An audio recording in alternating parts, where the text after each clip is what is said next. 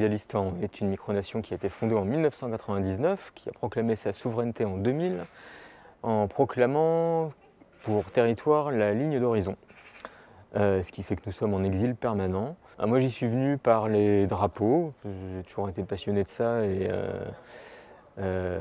l'envie d'en dessiner à force de regarder a cru naturellement. Et puis quand on dessine un drapeau, pourquoi, pour où, dans quel sens, où on va. Du drapeau est né le pays et du pays est né un projet un peu philosophique, axé sur la défense de l'environnement. Enfin, la vraie question, c'est quand on crée quelque chose, quand on crée un drapeau qui peut être considéré finalement comme une œuvre graphique, artistique, quel sens on lui donne à cette œuvre et comment on fait œuvre et comment on fait corps avec l'œuvre. La plupart des micronations essayent de revendiquer soit des territoires sur lesquels elles ont un ancrage fort, soit des choses qui n'ont jamais été revendiquées avant. Moi, comme j'avais plutôt un projet philosophique, l'idée n'était pas forcément de prendre une citadelle ou un village d'assaut, mais de trouver un mode de territorialité un peu différent. Et voilà, certaines avaient déjà revendiqué les no man's land dans les zones frontalières, des morceaux de lune, des morceaux de cyberespace. Mais la ligne d'horizon, ça n'avait pas encore été fait. Nous avons tout récemment accordé la citoyenneté d'honneur aux hominidés menacés, c'est-à-dire nos cousins orang-outans et gorilles des montagnes confrontés à la déforestation. Donc proclamer la citoyenneté,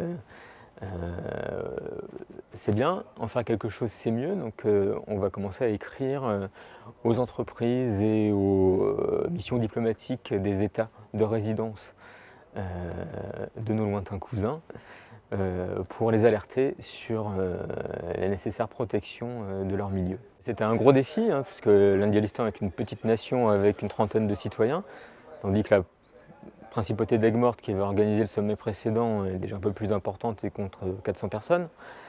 Donc un défi que je crois on a relevé. Un sommet de micronation, c'est d'abord plein de moments de convivialité.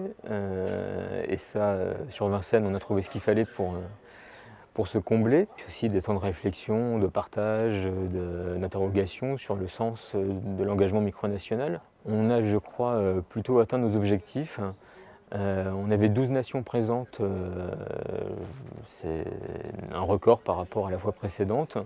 On espère que le troisième sommet, qu'il va falloir maintenant déterminer où on le fera, sera encore plus fort, mais voilà, je crois que l'organisation a plutôt porté ses fruits. On a organisé une exposition philatélique chez un coiffeur situé à rue de Fontenay, Airwave, que je remercie de sa collaboration sur ce sujet, dans laquelle ont été exposés avec des timbres de pays plus classiques, sur des paysages qui font rêver, des timbres micronationaux, et notamment un timbre émis spécialement pour le sommet par 10 nations. Donc l'idée de timbres sur les paysages, évidemment, pour une nation qui revendique l'horizon, ça pouvait que faire tilt.